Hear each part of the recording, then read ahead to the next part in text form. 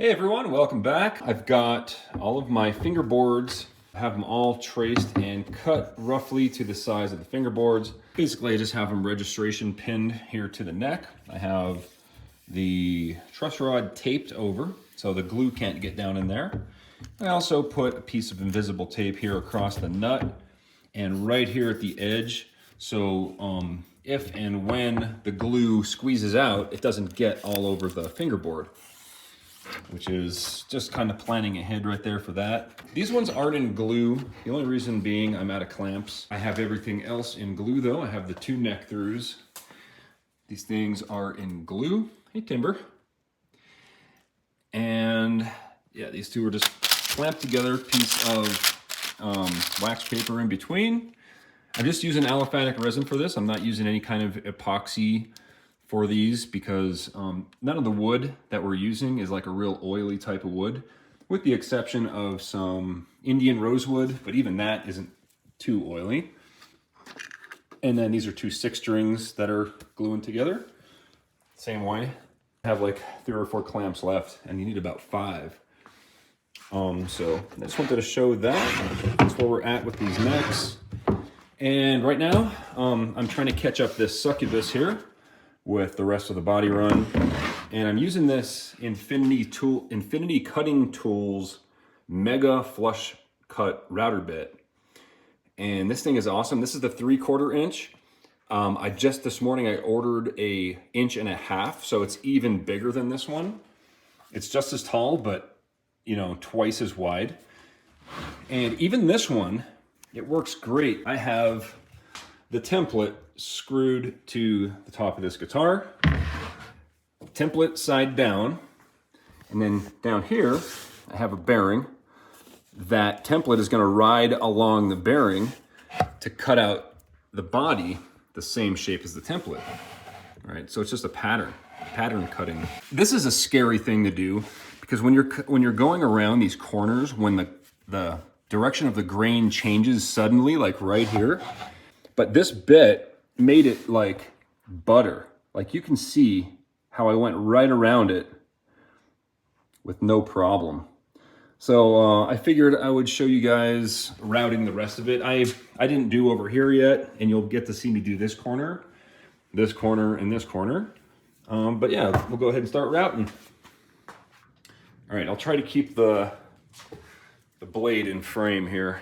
So here we go.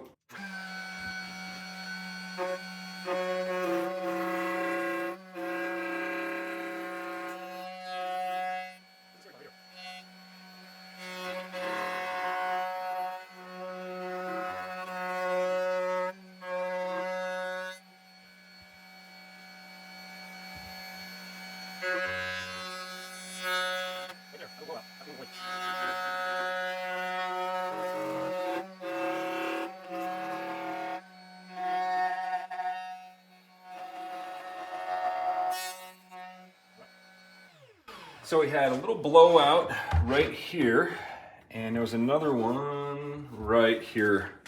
So that is what we want to avoid. This blade though, compared to other blades, first, the best thing about it is I could do everything in one pass. Every other blade I've ever used, other than pin routers, always had to go in multiple passes with the smaller bits. This one allows you to go in one pass. I'm okay with dealing with a occasional blowout here and there. They all can be fixed. Not by filling it in or anything, but actually by sanding it a little bit deeper in those areas. And yeah, turned out really good. It's a lot less stressful using this thing than other bits as well. All right, and these screw holes in the top are fine because this is gonna get routed away with the neck pocket, and this hole here is gonna be under the bridge. Yeah, so there we go. Now we have the basic perimeter cut out for Succubus 6. So there's a big chip out right here. This one's actually pretty deep. I mean, if I could find the chip, I could technically put it in there and glue it in. But this is alder, and it's pretty much impossible to cover up repairs and stuff. So we're just gonna sand this deeper once it comes to that part. But the next step for this thing is routing all the cavities. All right, so the epoxy job I did turned out just fine. The only thing is there was a few little pits and stuff. So I took some, this is thicker viscosity, gap filling super glue. I have this thing sitting level here on the table and I just let some CA glue sit in there. I'm just gonna let it cure naturally. I'm not gonna hit it with an accelerator because if I hit it with this stuff, it'll cure instantly, but it also sometimes, almost all the time, it leaves like weird bubbles and whiteness and cloudiness to it. So if I let it cure like this, it should be pretty clear. Then we can sand it once the sander is fixed. In the meantime, I guess we really can't do anything else with these bodies. I still have to run these through the thickness sander before I route anything. So we'll wait on that. Look at them covered in sawdust. You want it? We'll go get it then. I guess that's all I got for today. All right, we got the necks out of clamps. So we have, you can see a piece of tape here. There's a piece of tape running over top of the truss rod underneath. And then we have another piece of tape here at the end, and that's to prevent glue from getting on as much wood as possible there. So the next step, once we have these out of clamps, is to clean up the glue. Now, while the glue is wet, I tried to wipe off as much as I could, but you don't want to wipe everything off. You're still going to want squeeze out here on the edges. So to clean this stuff up, I just take a chisel and clean up the glue, not with my left hand normally, but I'm just going to go ahead and pop a lot of this off of there, and then we're going to route these fingerboards flush with the neck. While I'm chiseling, I'm making sure not to gouge in here, because any gouges I make here, it's going to be copied onto that fretboard and then the actual profile of the finished fingerboard. So I got to be careful.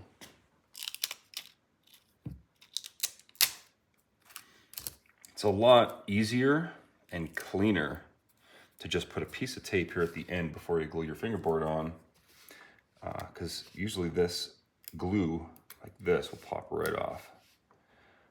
Otherwise, you're going to have to sit there and clean up an already perfect platform that I had created for the nut. A little bit right here has to come out with a razor. This will be covered up by the nut anyway, but let's get it out of there. Process on this end is the same. Just peel it off. I just wanted to show off this Infinity Cutting Tools blade and how good of a job it does. Basically, the bearing on top is riding on the neck itself because it's already perfectly straight. And the fingerboard is what we glued on, and so it's rough and has a small overhang that I trimmed off on the bandsaw. And we just finish it up right here.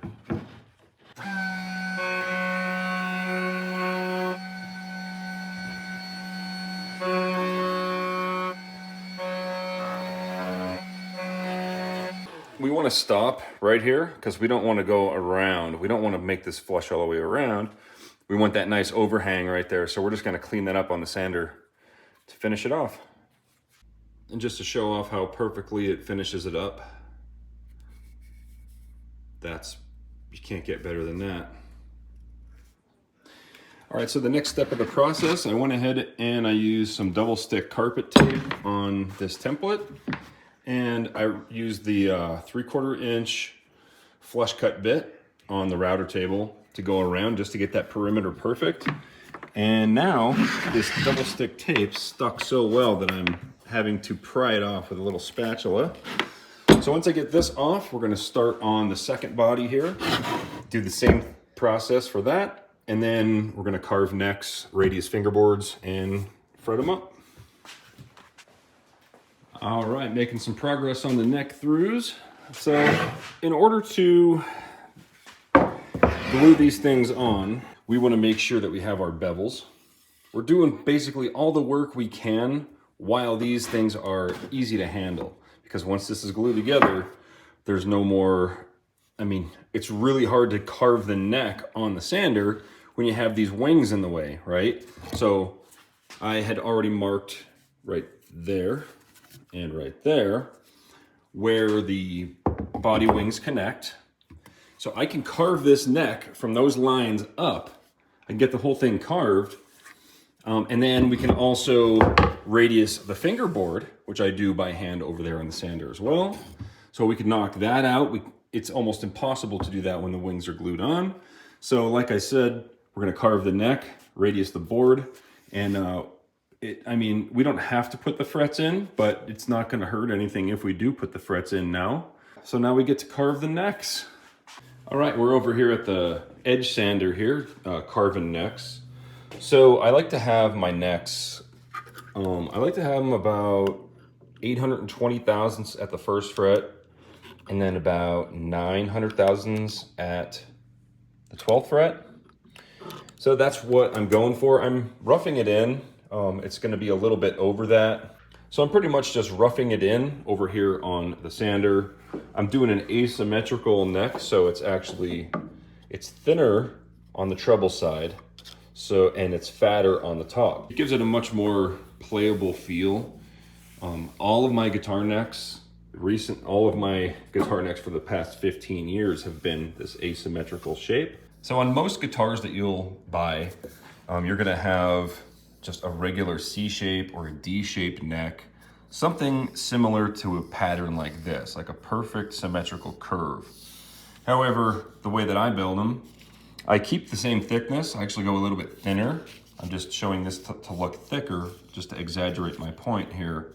It's thicker on the bass side, and then it gets thinner over on the treble side, which makes it easier for your thumb. Like if you've never played one before, it's kind of hard to explain how it even feels, but you might be able to imagine that playing this thing is going to be a lot more comfortable.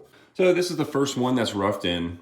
I'm going to go ahead and do the other neck through next, and then I got 4 more necks to carve. Just making sawdust over here. Basically, I carve it here on the edge. I have other videos showing how to do that, but maybe I'll throw in a time lapse here.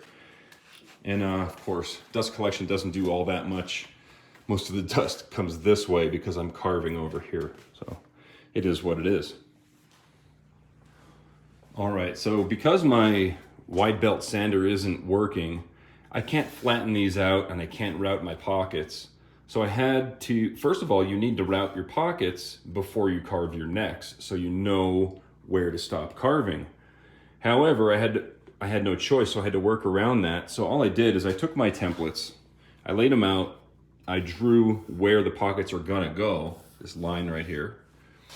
All right, and then I just took the neck, and you can see that there's a line traced there, and there's a line on the side showing me where to stop, right? Then I just laid it on there and traced it from behind.